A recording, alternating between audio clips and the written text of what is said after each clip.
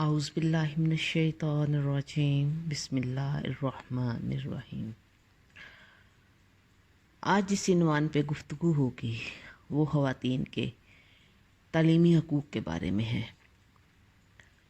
اسلام جس کا آغاز ہی علم کی روشنی سے ہوا، کسی طریقے یا جہالت سے نہیں۔ جب اللہ نے حضرت آدم علیہ السلام کو پیدا کیا تو خالق کائنات نے اسے سب سے پہلے جس چیز سے نوازا وہ اشیاء کا علم تھا۔ اس علم کی بدولت انسان تمام مخلوقات پر برتری قائم کرنے کا دعویٰ کرتا ہے، اور غالباً نہیں، حقیقت میں اسلام ہی وہ واحد مذہب ہے جس نے علم کو انسانوں پر نہ صرف فرض قرار دیا بلکہ اس فرض کی انجام دہی کو معاشرے کی ایک ذمہ داری بنایا۔ زیور علم سے عاری شخص زمین پر چلتا پھرتا مردہ ہے، مردے کے علاوہ اور کچھ نہیں ہے۔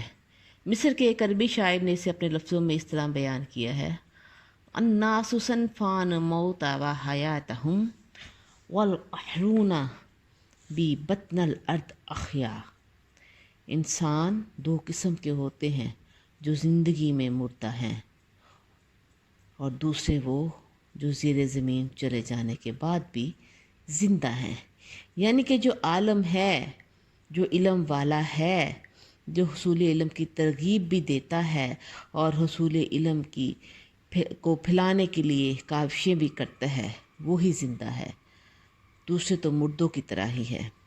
اسلام میں علم کے لیے مرد اور عورت کی تخصیص نہیں کی گئی ہے، بلکہ ہر مرد و زن کا حق ہے کہ بطور مسلمان ہم پہ یہ فرض بھی ہے اور حق بھی ہے کہ ہم علم کی دولت حاصل کریں۔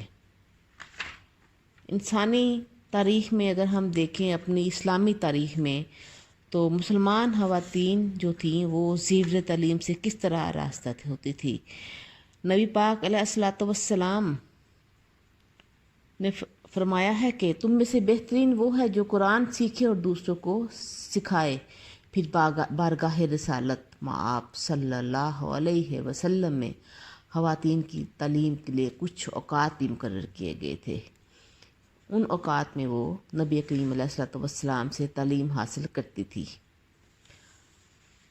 آپ صلی اللہ علیہ وسلم نے اپنے صحابہ کرام کو بھی حکم دیا کہ اپنے اہل خانہ کے لیے اچھی تعلیم کا بندوبست کرو، اور اس کے لیے نبی پاک صلی اللہ علیہ وسلم کے ازواج مطہرات کی جو تعلیم و تربیت تھی اس پر بھی آپ خصوصی توجہ فرماتے تھے، کیونکہ امہات المومنین ہیں، اور یہ ان کے جو حجرے تھے وہ نبی پاک علیہ السلام مسجد نبوی کے ساتھ ہی منسلک ہوتے تھے۔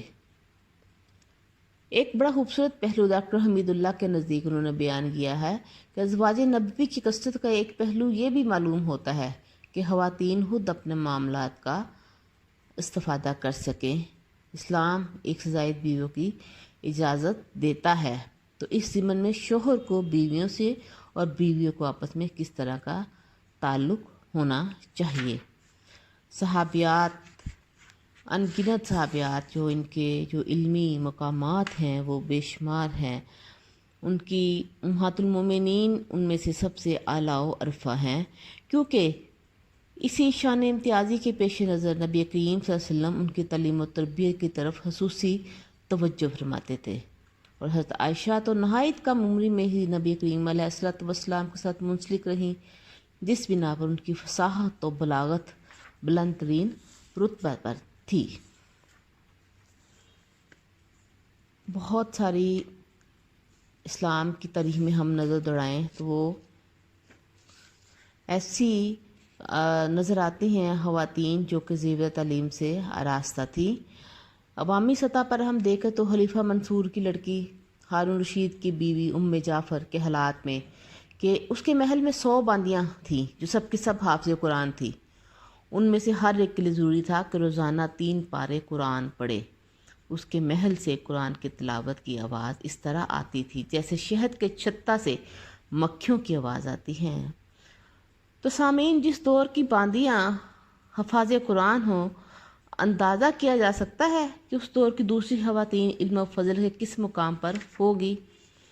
عصر حاضر میں اب ضرورت جو ہے وہ اس امر کی ہے کہ مسلمان خواتین جو کہ علمی فقہی تربیت سے دور ہیں، ان کی اس نہج پہ تربیت اور تعلیم کا انعقاد کیا جائے اور ان کے کردار کو منظر عام پر لایا جائے، تاکہ وہ اپنی خواتین کے لیے ہی کام کر سکے اور ان کے اندرونی جو مسائل ہیں جو وہ کسی سے بھی نہیں کر سکتی، ان کو سمجھتے ہوئے اسلام کی روشنی میں ان کے لیے رہنمائی عطا کریں۔ تاریخ ایسی مثالوں سے بھری پڑی ہے جہاں خواتین اساتذہ سے رہنمائی لینے کے لیے وقت کے علماء جایا کرتے تھے۔